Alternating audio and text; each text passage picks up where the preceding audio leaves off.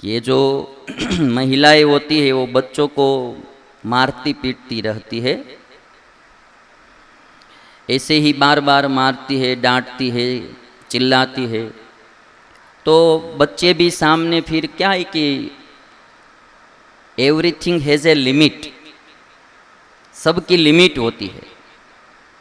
बहुत आप बार बार बच्चों को, पुत्र या पुत्री को मारते रहेंगे, डांटते रहेंगे, ऐसे ही गुस्सान्वित होकर आप उनको डांटते रहेंगे, तो फिर एक दिन आप में से वे भी सीखेंगे।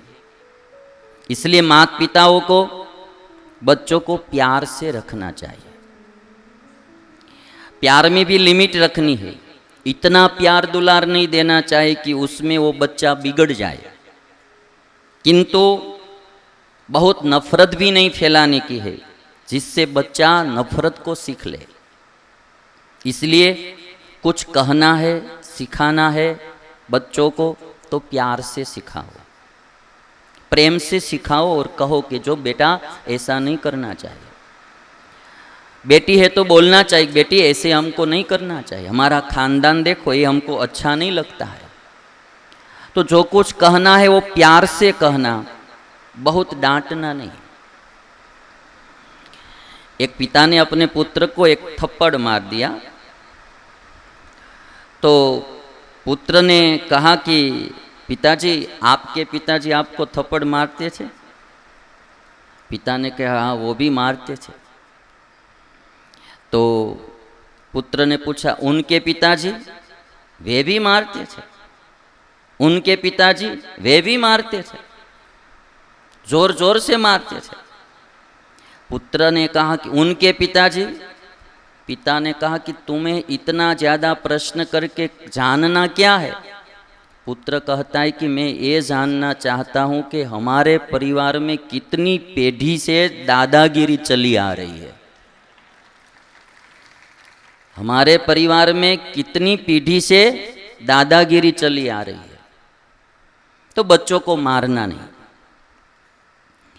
एक प्रश्न आया है, ऐसे तो आगे आएगा मेरे विषय में, किंतु आया है तो भी ले लेता हूँ। वेदना है और समझने योग्य वेदना है। मारा मम्मी मारी साथे રહેવાનું खूब मारे मम्मी पप्पा साथे રહેવાનું खूब ज मन छे। मारे मम्मी पप्पा साथे રહેવાનું खूब ज मन छे, पण मारी धर्मपत्नी साथे राखवा राजी नथी। अने क्यारेक माता पिता आवे तो मोढुं बगाड़े छे। धर्मपत्नी मोढुं बगाड़े छे। हूँ खूब ज दुखी थाउं छुं अने सुनसान जग्याए जई अने एकलो रड़ी लऊं छुं। ये भाई की वेदना है कि मैं मेरे माता पिता को अपने साथ ही रखना मांगता हूँ, माता पिता को अलग करना नहीं चाहता हूँ, मेरे साथ रखना मांगता हूँ और उनकी सेवा करना चाहता हूँ, किंतु मेरी धर्म पत्नी उसमें विरोध करती है कि माता पिता को हम साथ में नहीं रखेंगे। कभी कभार माता पिता हमारे घर आते हैं तो भी पत्नी को अच्छा नहीं लगता है और मुंह बिगाड़ती है, और इसलिए मैं सुनसान जगह पर जाकर कभी कभी रो लेता हूँ। तो अभी मुझे इतना ही कहना है कि पत्नियों को इतना समझना चाहिए कि अपने पति के माँ बाप है, उन्होंने तो पति को जन्म दिया था। पति दुखी हो ऐसा पत्नियों को करना नहीं चाहिए, पति की भावना भी देखनी चाहिए। और आज आपको सास ससुर अच्छे नहीं लगते हैं, कल आप भी सास ससुर होंगे, तब बहुओं को भी अच्छा नहीं लगेगा। महिलाओं का ये सबसे बड़ा प्रश्न है कि जब बहू बनती है तब सास अच्छी नहीं लगती है, और जब सास बनती है तब बहू अच्छी लगती नहीं। और इसीलिए सास ससुर को साथ में रखना चाहिए। एक बार बोलता हूँ कि हमारी एक गुजराती बहन मुंबई में एक मारवाड़ी के घर मिलने के लिए गई थी, और मारवाड़ी के वो जो पत्नी थी मारवाड़ी की, उनके सास ससुर भी साथ में रहते थे।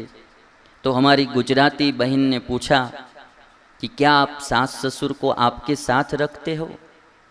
और तब वो मारवाड़ी महिला ने कहा था कि हम हमारे सास ससुर को हमारे साथ नहीं रखते हैं, हम हमारे सास ससुर के साथ रहते हैं। उनको हम साथ में नहीं रखते हैं, हम उनके साथ। सोच बदलने की जरूरत है।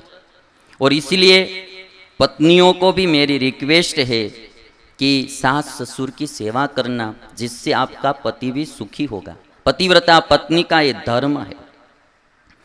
एक भाई ने पूछा है कि मौन की महिमा क्या है? ये विषयांतर होता है, इसलिए मैं ज़्यादा नहीं बोलूँगा, किंतु मैं और मौन कितना रखना चाहिए ऐसा पूछा है। मैं इतना कहूँगा, सत्य बोलना, प्रिय बोलना और जरूरी हो इतना ही बोलना, वो सबसे बड़ा मौन है। सत्य बोलना, प्रिय बोलना और जहाँ जितना जरूरी है उतना ही बोलना, वो मौन है। बिल्कुल बोलने का बंद करने की जरूरत नहीं है, बस इतना मौन रखो तो भी काफी। एक भाई ने पूछा है कि अच्छे दिन का उपाय बताइए। ये तो कर रहा हूं यार। सतश्री जय स्वामीनारायण साहब जनावानु के देश में अच्छे दिन का नारा लगते हैं, तो आप कहते हैं बड़े नेताओं से अच्छे दिन आए ना आए, लेकिन आपसे अच्छा दिन लाएंगे। आप अच्छे दिन लाएंगे। आप कैसे समाज को एकत्रित करेंगे और कैसा विचार समाज में प्रस्तुत करेंगे, कैसी समझ देंगे, तब समाज में अच्छे दिन आएंगे, वो बताइए। वो मैं धीरे धीरे बताऊंगा। आजकल ये जो हमारी कथा 9 से 9:30 बजे तक चलती है गुजरात में, हजारों घर में, लाखों घर में ये कथा सुनी जा रही है।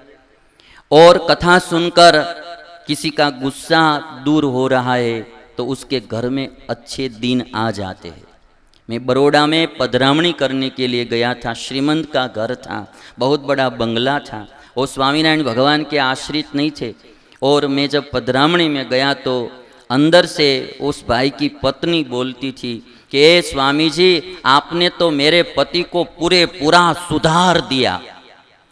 वो पहले बहुत गुस्सा करते थे और पूरे परिवार में दुख छा जाता था। जब से ये कथा सुनने लगे तब से उनका गुस्सा कम हो गया, हमारे घर में सुख और शांति आ गई। सत्संग से ही अच्छे दिन बहुत घरों में आएंगे। और ये जो स्वामीनारायण संप्रदाय और उनके साधु है ना, और अच्छे जीवन वाले जो साधु है, वो कोई पाखंडी बाबा लोग नहीं है। ये समाज को अच्छा करने के लिए ही जी रहे हैं। जरूर अच्छे दिन आएंगे।